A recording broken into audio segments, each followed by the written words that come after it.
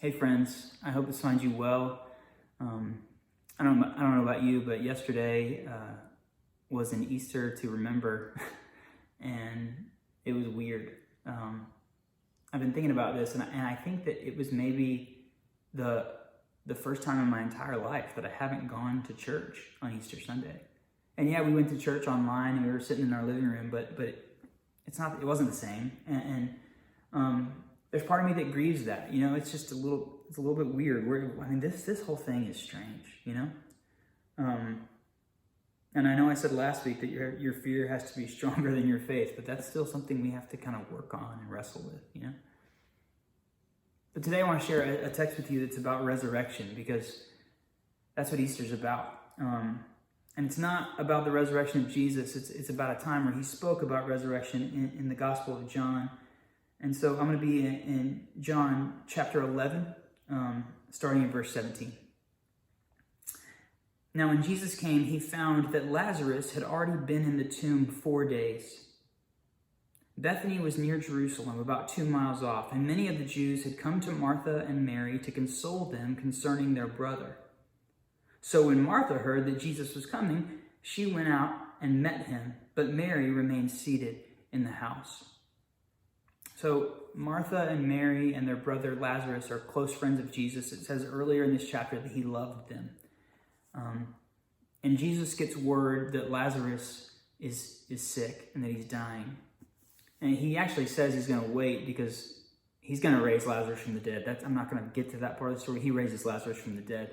And he's kind of setting that up. That's why John says that Lazarus was dead for 4 days. He wants his readers and his listeners to know that Lazarus was really dead. This wasn't some sort of parlor trick. Lazarus was all the way dead. They talk about how he stank, how bad it was going to smell in a little bit. So Lazarus has died, and Jesus shows up 4 days later, and Martha runs out to meet him, and they have this fascinating interaction. Starting in verse 21, Martha said to Jesus, "Lord, if you had been here, my brother would not have died. But even now I know that whatever you ask from God, God will give you." And Jesus said to her, "Your brother will rise again." And Martha said to him, "I know that he will rise again in the resurrection on the last day."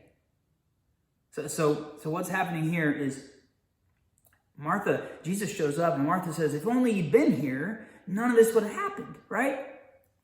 And I don't know about you, but I can relate to that. I mean, there are times when I'm so distracted by what's going on in my life, pandemics and other things, we all face stuff where sometimes I think Jesus shows up to be with me. And I'm so distracted by what ifs and what's going on that I totally don't recognize that he's there. And so Jesus tells Martha that her brother is going to rise again. And she gives it this interesting reply. "Yeah, I know he's going to rise again in the resurrection on the last day." So what's happening here is Jesus says, "Your brother's going to rise again." And she says, I know. Well, this is a long-held belief in the Jewish faith that there was a future reality, that one day was coming when God was going to return and make all things new, and that anyone who had died previously was going to be resurrected and brought back to life to participate in the new life.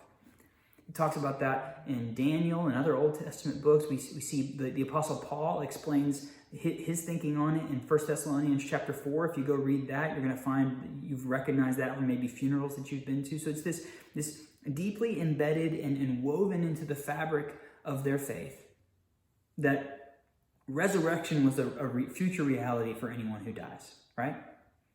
And so Martha's saying, "Jesus, if only," he says, "your brother will rise again." And she thinks he's being one of those people who's just trying to make her feel better. "Oh, it's okay. He's going to rise again one day." And so she's like, "Okay, thanks. Whatever. Yeah, I know. But then Jesus totally changes everything. Listen to what he says to her in verse 25. "Martha, I am the resurrection and the life. Whoever believes in me, though he die, he shall live. And everyone who lives and believes in me shall never die." Jesus says, "You're right, Martha. Your theology is correct. One day. But here's the mystery. One day everyone will rise. But here's the mystery, Martha. I am the arrival of that day. I am the resurrection. I am life. You see, resurrection is not just the absence of death, it is the presence of life. And this word life in this text, there's a couple of Greek words for life. One is bios, which is like the biological life. That's not the word John uses here. The word is zoe.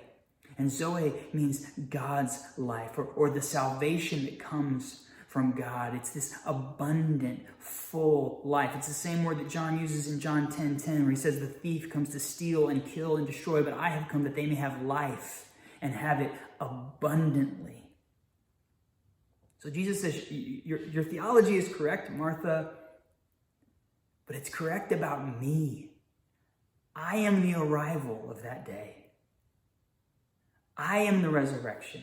I am the life. It's fundamentally, it's earth-shattering to anyone of her faith. It's the reality. He's revealing himself to her. It's me. And then he says to Martha very simply, do you believe this? And in this moment, it would have been fine for Martha to be like, I have no idea what you're talking about. It would have been fine for Martha to be like, yeah, of course I believe you. But listen to what Martha says. 27, she said to him, yes, Lord, I believe that you are the Christ, the Son of God, who is coming into the world.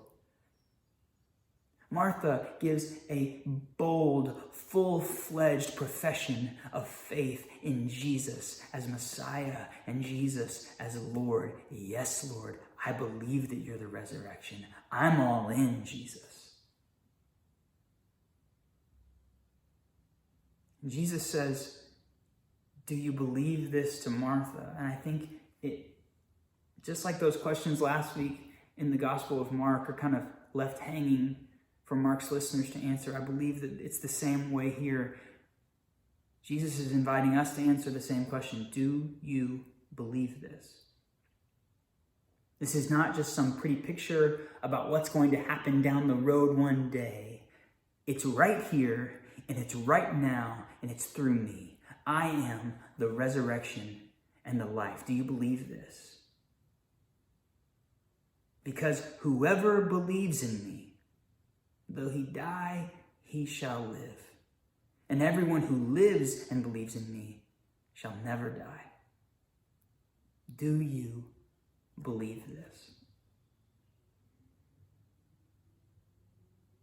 Like I said, a few minutes later, he backs this up by raising Lazarus from the dead. And then a few chapters after that, Jesus is nailed to a cross. He's executed. But on Sunday, on the day where we celebrate Easter, there was an empty tomb because he is the resurrection and he is the life. And he is inviting us to say that's not just a future reality, that can be our present reality by believing in him. I've always thought it was a little weird that the cross is the symbol of our faith, because the cross is what killed Jesus. And there's a lot to be said there about atonement and several different points of theology, but the empty grave represents the fact that Jesus is alive, that sin and death did not have the final word. The cross represents what he was willing to do, the suffering that God was willing to put him through, to atone for our sins, to save us. And the resurrection represents the new life that we are invited to participate in through Jesus, if only we will believe. And it's not new life whenever we die. It starts right here and right now by giving our lives to him in faith. Resurrection is something that you and I get to participate in even now, if only we will believe. And here's the deal. If we believe this, then the only right response is to give Jesus our entire lives. as an act of worship, as an offering of obedience, to live our lives for him. So in the midst of whatever we're going through, we say, my life is yours. My life is yours. I believe that you are the Christ, the Son of God. Resurrection is a big deal. Resurrection means that we are alive. And we are alive with Jesus. He is the resurrection and the life. My prayer for you, friends, is that you would live knowing that, and you would live believing in him and trusting him for life. I pray that as you navigate the next few days and weeks, that you would recognize when Jesus shows up to you when you're hurting and you're suffering. And that you would trust in him and believe in him and give him everything you have.